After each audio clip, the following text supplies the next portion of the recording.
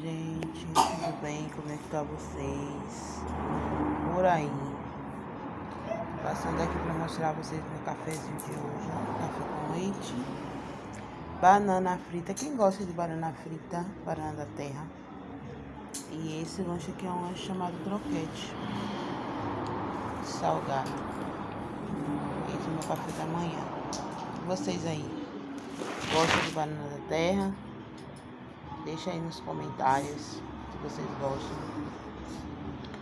Banana da terra frita. Eu particularmente gosto dela cozida, mas hoje eu fiz ela frita também. Não é sempre, mas de vez em quando é bom mudar um pouco, né?